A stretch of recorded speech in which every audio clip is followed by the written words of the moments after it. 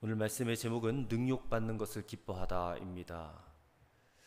시기하고 질투하는 것은 사람들의 분별력을 잃게 하고 또 엉뚱한 것에 그 에너지를 쏟아붓게 하는 힘이 되는 것 같습니다. 지금 유대 종교 지도자들, 권력자들이 다른 게 아니라 시기와 질투에 사로잡혀서 사도들을 붙잡아 놓고 공회 앞에 세워서 또 이렇게 재판을 하는 겁니다. 그러면서 위협해요. 28절을 보시면 이르되 우리가 이 이름으로 사람을 가르치지 말라고 엄금하였으되 너희가 너희 가르침을 예루살렘에 가득하게 하니 이 사람의 피를 우리에게로 돌리고자 함이로다 합니다. 여기서 이 사람의 피라는 것은 예수님의 피를 말하는 것이죠. 그러니까 자신들이 예수님을 십자가에 못 박도록 했으면서도 그들의 책임을 지금 면하려고 하는 얄팍함이 드러나는 말이에요. 근데 그들이 이렇게 28절에서 협박을 해도 이 협박이 사도들에게는 전혀 통하지가 않았다는 것입니다. 왜 그렇습니까? 그들이 성령 충만했기 때문에 그래요. 성령 충만하면 담대해지지 않습니까? 아무리 위협해봐라. 너희의 말에 내가 끄떡이나 하나. 그리고 이미 19절과 20절에 보면 이 옥에 갇혔을 때에 주의 사자가 와서 옥문을 열었잖아요. 이런 주님이 그들과 함께하고 계시다라는 것을 체험적으로 체험했기 때문에, 그러니까 체험신앙이 그래서 또 한편으로는 중요하다는 것입니다. 그래서 그들의 이 체험신앙이 29절 말씀에도 드러나고 있는 것입니다. 29절은 이 사도와 베드로가 내린 결론이에요. 29절입니다. 베드로와 사도들이 대답하여 이르되 사람보다 하나님께 순종하는 것이 마땅하니라. 자, 여기서 말하는 사람은 권력자들이죠. 위협하는 자들. 그들은 예수님의 이름으로 가르치지 말라. 근데 하나님은 예수님의 이름을 가르쳐라. 예수의 죽으신가 부활하신가 승천하신가 다시 오심을 증거하라. 거기에 순종하는 것이 마땅하다라는 것입니다. 우리도 마찬가지예요. 사람보다 하나님께 순종하기를 택해야 돼요. 계속해서 30절과 32절, 30절에서 32절을 보시기 바랍니다. 너희가 나무에 달아 죽인 예수를 우리 조상의 하나님이 살리시고 이스라엘에게 회개함과 죄사함을 주시려고 그를 오른손으로 높이사 임금과 구주로 삼으셨느니라. 우리는 이 일의 증인이요 하나님이 자기에게 순종하는 사람들에게 주신 성령도 그러하니라 하더라. 이게 지금 복음을 아주 간략하게 요약한 메시지 아닙니까? 자, 이 문장, 이 30절부터 32절에서 중요한 단어는 증인이란 단어와 순종이란 단어예요. 증인이라는 것은 무엇입니까? 그들이 예수 그리스도의 죽으심과 부활과 승천을 봤다는 거예요. 목격한 자란 거예요. 증인이라는 말, 헬라의 마르투스라는 말이 목격자라는 거예요. 목격자.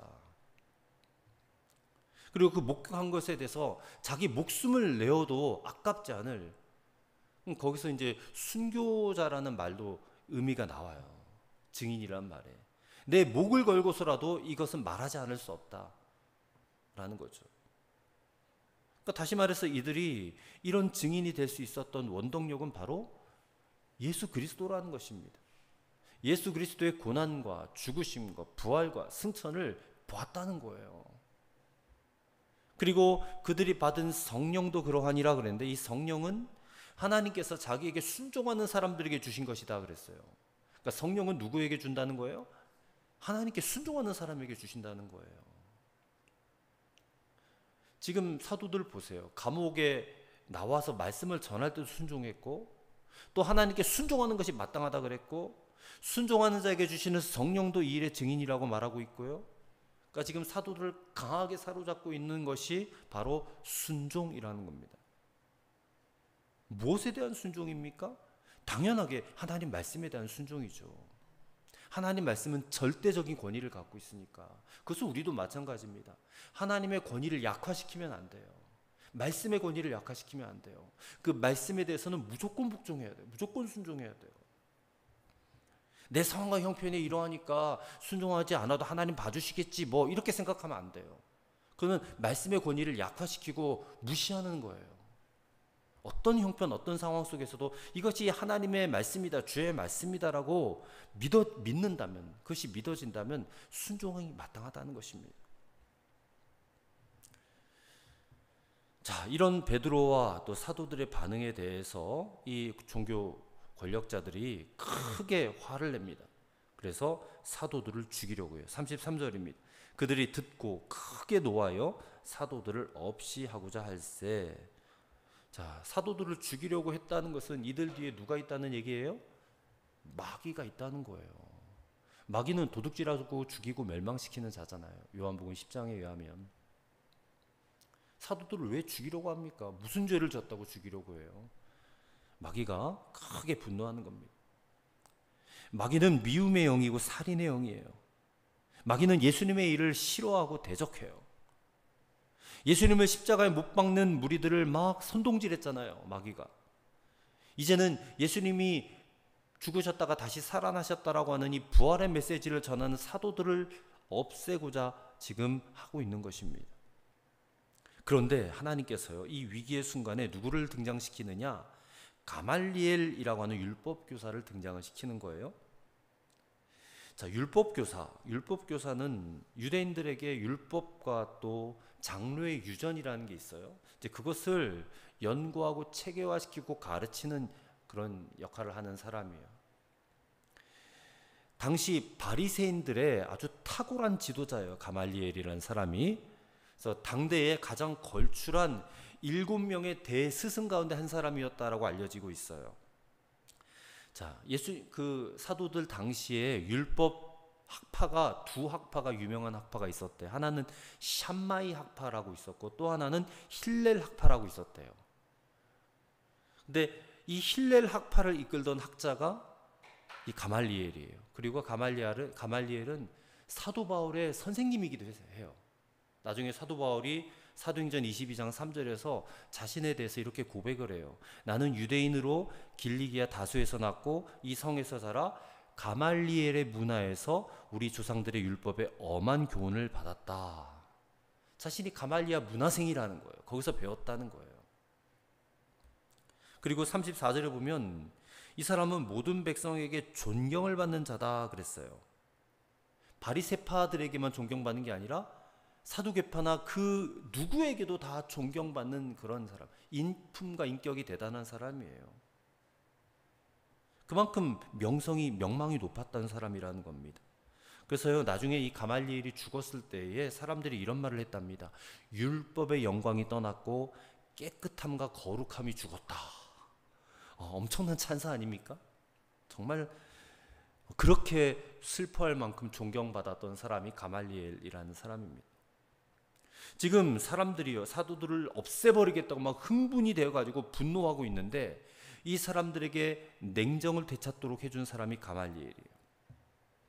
자, 그가 굉장히 지혜로운 것은 사도들로 하여금 밖으로 나가게 하고 이제 자기들끼리 이야기하는 겁니다. 그러니까 단순히 그냥 밖으로 내보낸 것이 아니라 좀 한 템포 쉬고 가는 거예요.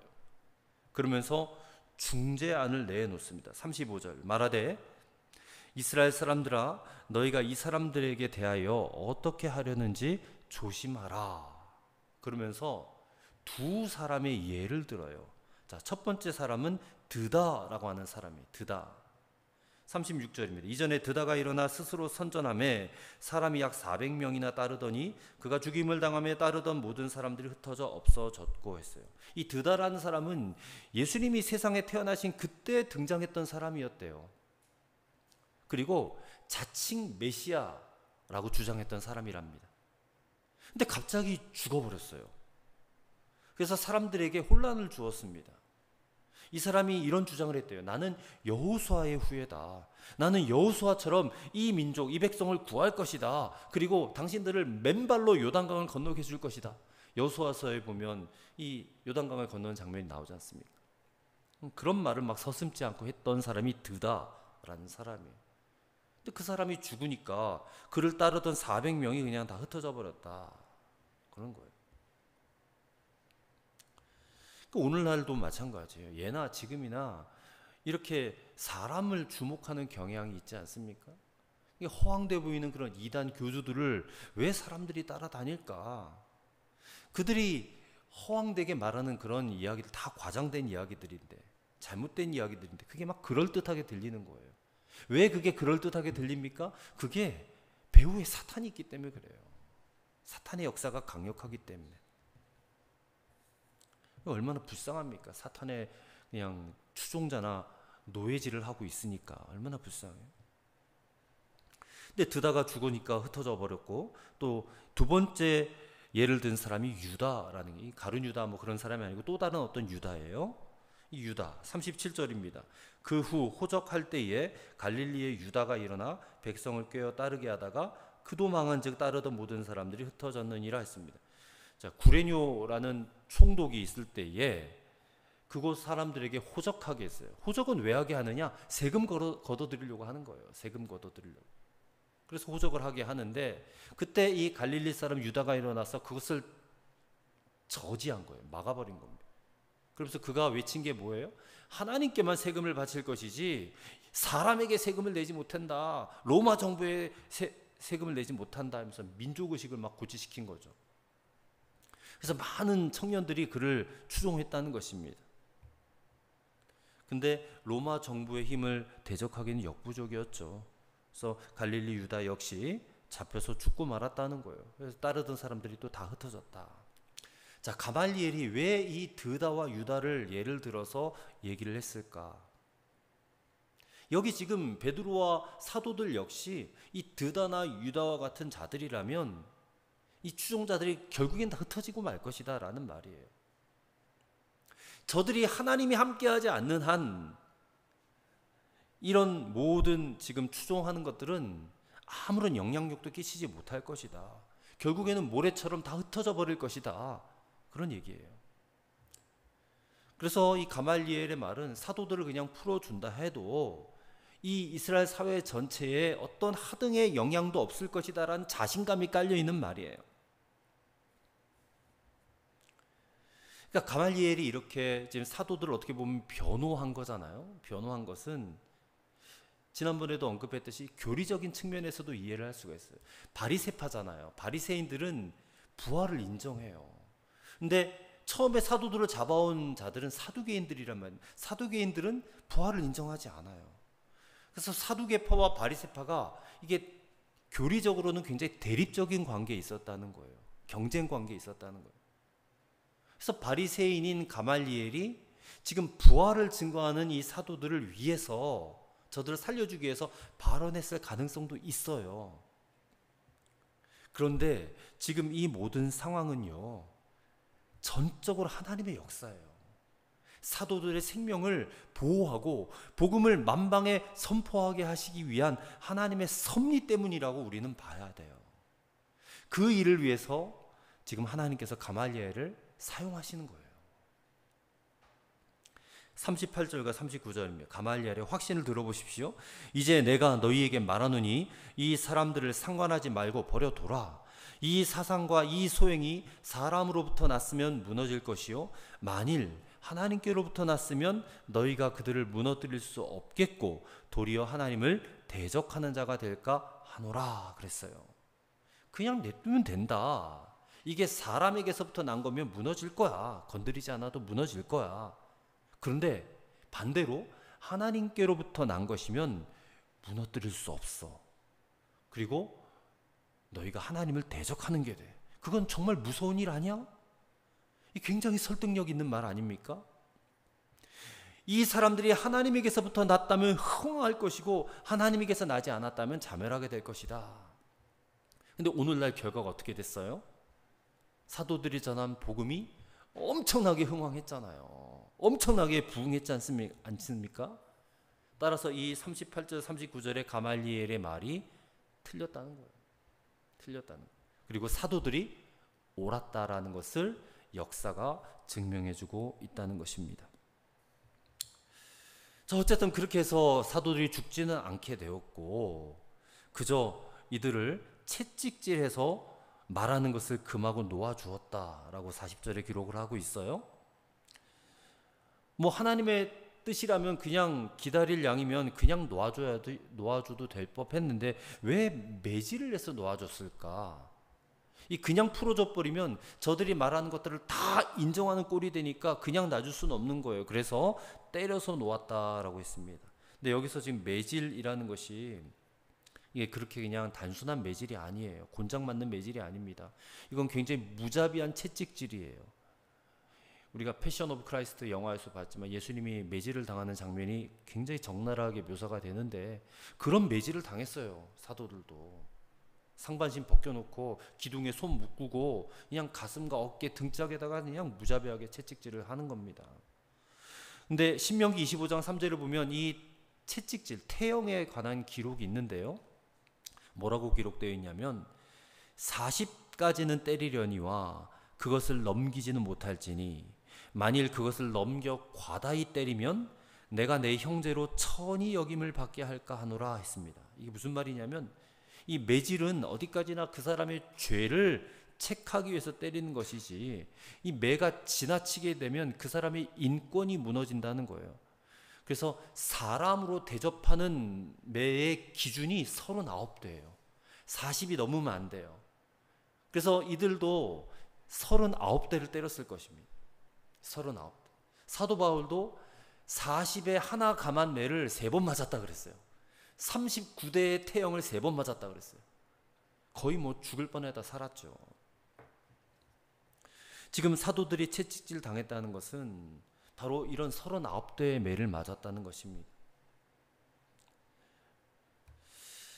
그리고 역사가 요세푸스라는 사람은요, 이와 같은 채찍질은 매우 수치스러운 일이다라고 말을 했다고 합니다. 자, 아마 뭐 등짝에 가슴에 맞고 피가 철철철 흘렀을 거예요. 온몸이 피에 젖고 입은 옷은 뭐 피에 엉겨붙고 몸도 움직일 수 없게 아플 텐데 또 뭐 거의 뭐 정신도 혼미해지지 않았겠어요?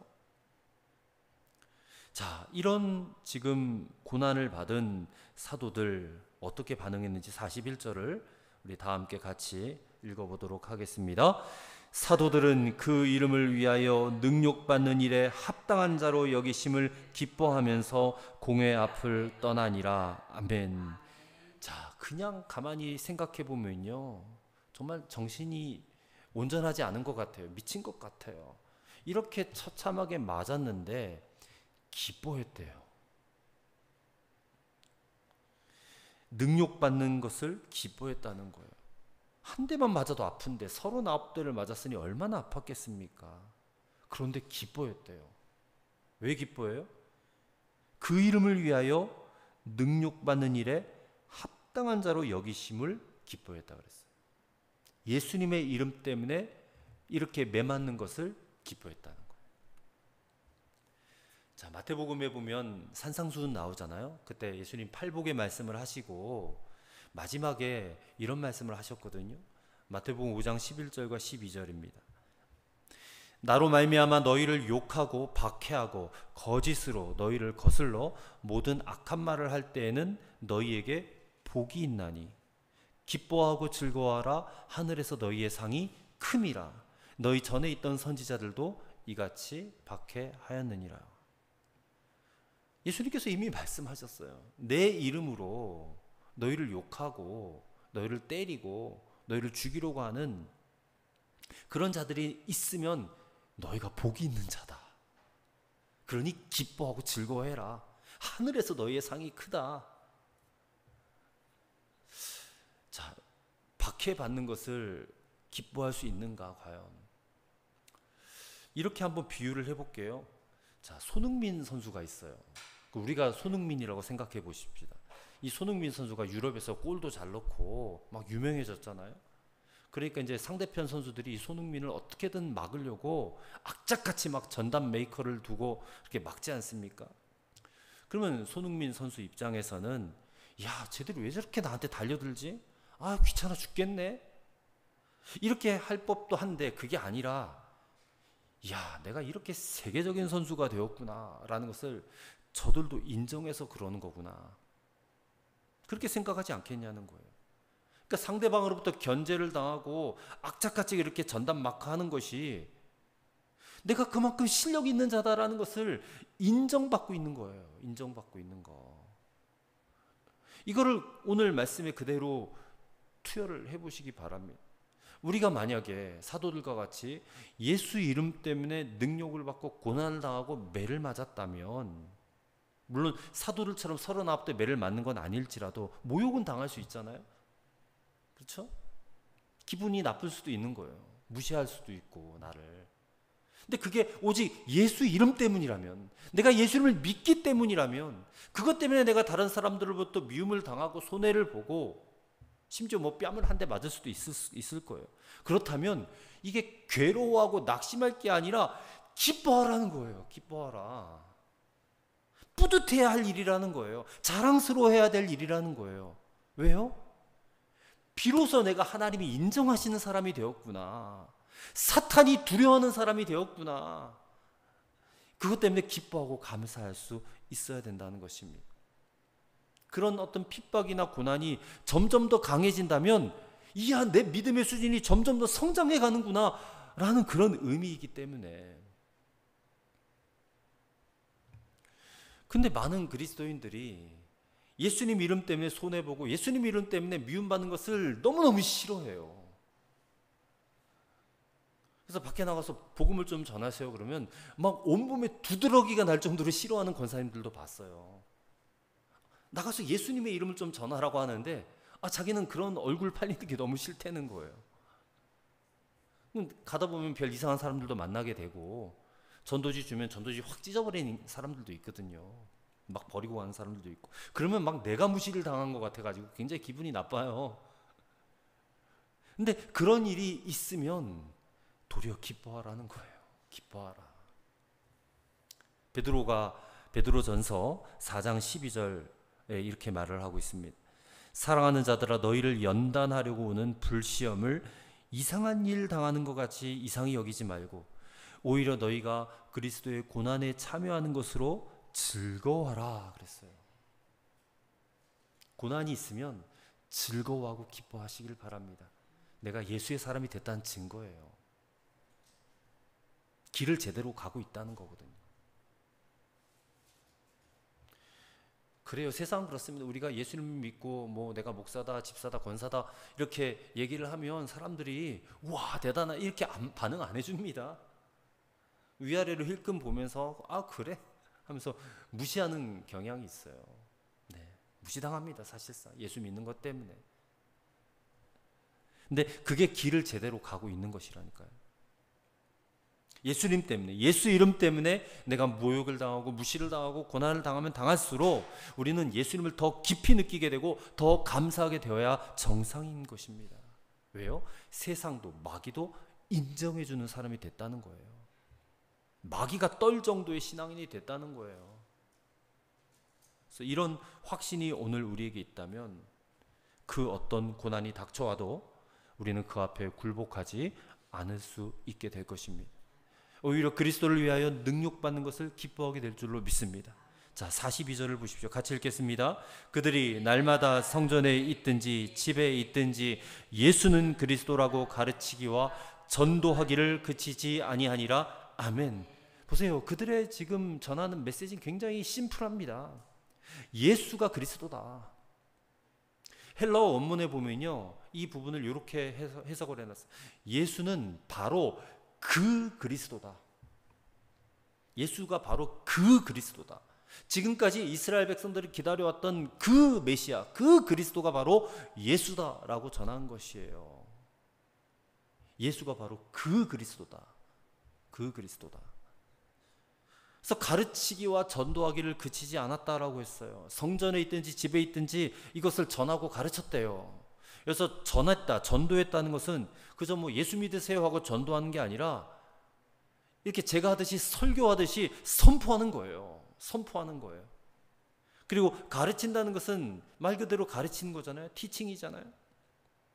이렇게 선포한 복음이 정확하게 이해되도록 설명해주고 적용해주는 것을 가르친다라고 그래요. 그러니까 오늘 우리가 교회 와가지고 그저 설교 한 편 듣는 것으로만 신앙생활 다 했다고 여기서는 안 된다는 것입니다. 우리도 성경을 부지런히 읽어야 되고 교리도 공부를 해야 되고 복음도 우리가 정확하게 이해하고 내가 설명할 수 있을 정도로 가르칠 수 있을 정도가 돼야 돼요. 우리 예전에 교학교 교사를 다 해봤잖아요. 어린이 아이들에게 가르치듯이 할 수 있어야 된다는 것입니다. 할 수 있어야 돼요. 말할 수 있어야 되고 가르칠 수 있어야 돼요.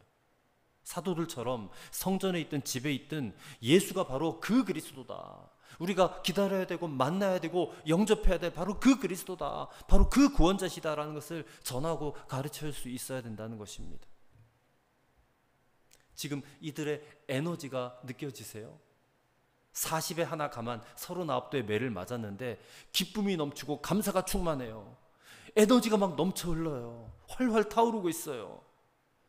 부활하신 주님을 만났고 성령을 받았기 때문에 이루어진 놀라운 변화가 그들에게 지금 보여지고 있는 것입니다. 그들의 메시지는 한결같았어요. 너희가 십자가에 못 박아 죽인 예수를 하나님께서 다시 살리셨고 그리스도가 되게 하셨다. 우리가 바로 그 일의 증인이다. 한마디로 예수가 바로 그 그리스도다. 우리는 이것을 말하지 않을 수 없다. 오늘 이런 증인으로 살아가시는 저와 여러분 되시기를 간절히 소망합니다. 합심해서 기도하겠습니다. 오늘 우리도 이 사도들처럼 예수 부활의 증인이 되게 하옵소서. 진짜 그리스도인 되고 진짜 교회가 되게 하시고 예수 이름 때문에 우리가 능욕받고 고난받고 무시당하고 모욕당할지라도 그것 때문에 우리가 도리어 기뻐하게 하시옵소서.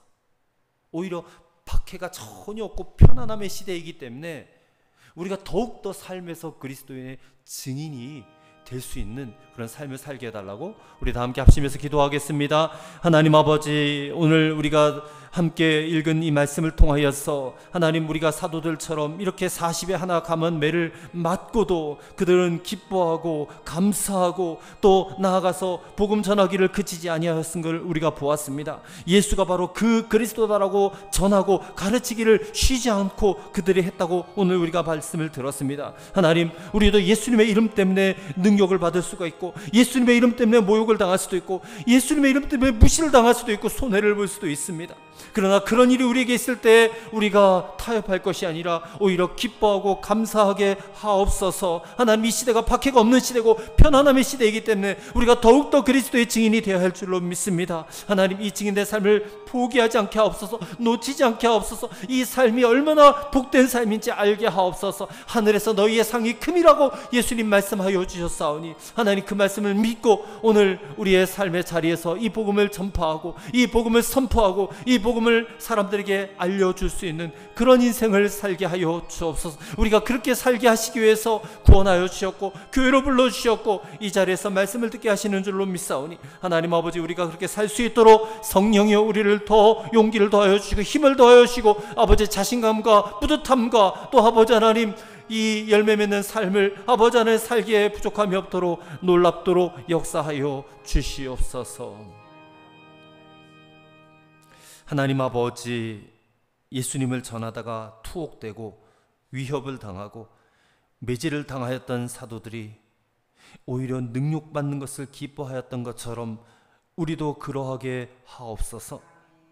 부활하신 주님 때문에 기뻐하며 비록 그 이름을 위하여 능욕을 당할지라도 기뻐하는, 그럼으로써 우리가 오히려 주님의 큰 부흥을 경험케 하옵소서. 박해가 없는 시대를 살고 있습니다. 우리는 너무나 편안함의 시대를 살고 있습니다. 근데 이런 시대에 내가 사는 삶의 자리에서 도리어 성령의 권능을 받은 증인으로 살게 하여 주옵소서. 믿사옵고 예수님의 이름으로 기도하옵나이다. 아멘.